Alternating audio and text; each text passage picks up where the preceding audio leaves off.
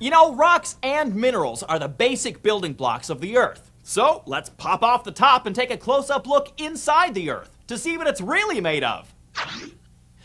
If you could look inside the Earth, you would see that it is made up of different layers. The top layer of the Earth is called the crust. The layer of rock just beneath the crust is called the mantle. Rocks found in the mantle are pressed tightly together, and some are partly melted.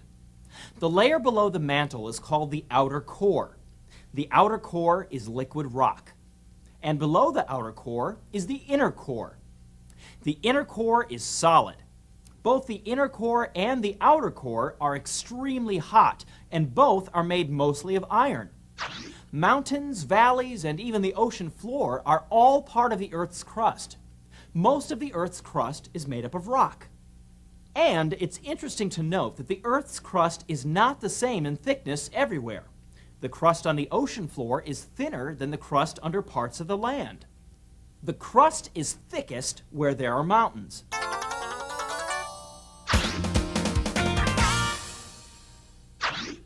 Now, before you go hunting for rocks, there are a few items you're going to need. First, a strong bag, like a backpack, so you can carry your samples home.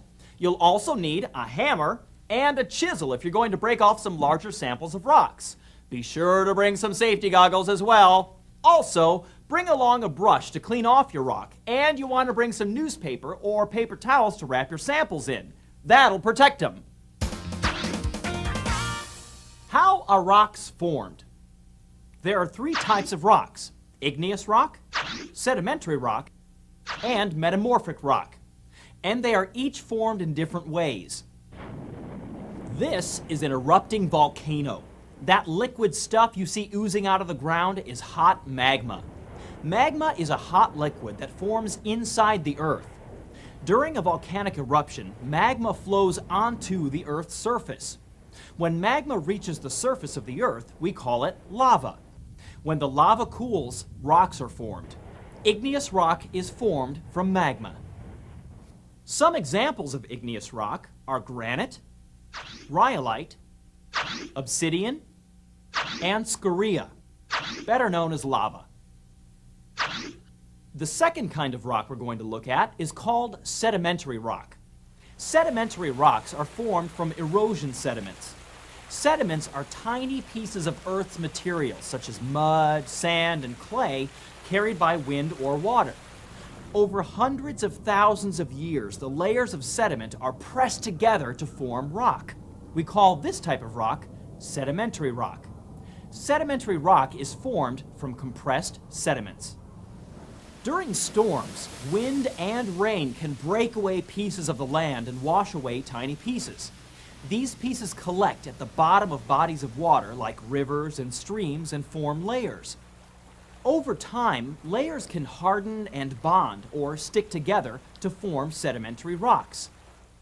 This picture shows different layers of sedimentary rock. Did you ever see steam coming from holes in the Earth? This hot steam and water comes from deep inside the Earth, where it is extremely hot. So hot, in fact, that the rocks can actually bake. The heat, along with its pressure, can create metamorphic rock. Also beneath the Earth, there are plates that are constantly moving and shifting. This movement causes pressure. The movement also creates heat. The combination of heat and pressure from plate movement can also create metamorphic rock.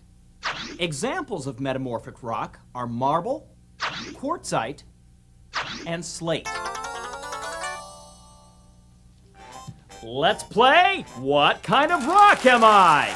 I'm going to describe its properties, and you have to tell me if it's an igneous rock, sedimentary rock, or metamorphic rock.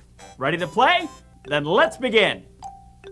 I am a rock formed when magma flowed from a volcano and filled the crevices of the Earth. I am called granite. I am hard and granular. What kind of rock am I?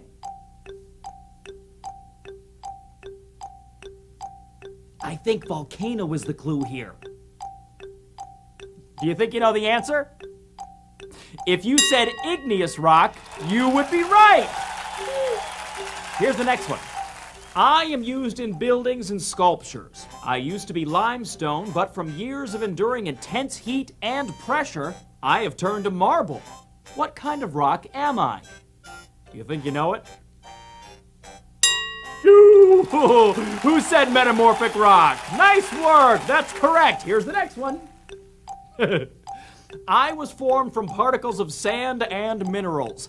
Layers of these particles got pressed together and I became sandstone. What kind of rock am I? Here's a clue. Those particles are called sediments, so the answer has to be... You got it! Sedimentary rock! Well, that's all the time we have for now. Thanks for playing What Kind of Rock Am I?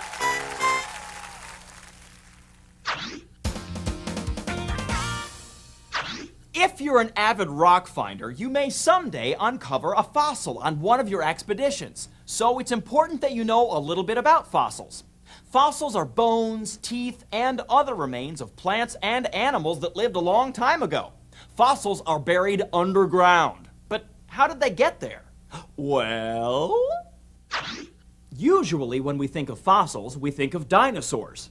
Now, no one has ever seen a real dinosaur because there aren't any more around. They're extinct. But we do know a lot about them because of fossils. There are different types of fossils that scientists have discovered. The first type of fossil is called a body fossil. How do body fossils form? Well, let's say a dinosaur died near a pond or a lake. Over the years, sand and mud piled up around the dead dinosaur. The soft body parts like skin, brain, and heart decayed. However, minerals from the ground seeped into the bones and teeth, and eventually the hard parts of the dinosaur body turned into rock. That's what a body fossil is. The next type of fossil you may uncover is a trace fossil. A trace fossil is formed when an impression is made in mud or dirt. The impression dries and becomes hard and eventually turns to stone. A trace fossil is made from any impressions like footprints, skin, or in this example, the feathers of Archaeopteryx, a primitive bird. You're probably wondering, where do you find fossils? Well, to find fossils, you have to dig! Today, special scientists called paleontologists carefully dig up dinosaur fossils so they can study them. A paleontologist is a scientist who studies fossils. He's a special kind of rock finder that travels the world digging up fossils. It's long and painstaking work. Paleontologists and their helpers chip carefully away at rock and then brush away the dust, being careful not to crack and ruin the fossil. Once they find a fossil, they cover it with plaster to protect it. They pack the larger fossils in crates and send them back to a laboratory. There, the plaster is removed and the fossil is examined. Some fossils are put in displays in museums all over the world. It's fun to go out and hunt for fossils, but it's fun to make your own too. To make your own fossil, you're going to need some clay and a seashell. Here's what you do. First, flatten out the clay until it's nice and flat. Then, take your seashell and press the shell into the clay.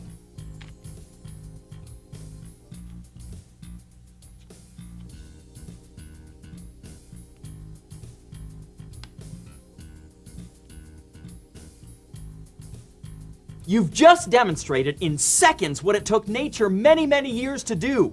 Form a trace fossil.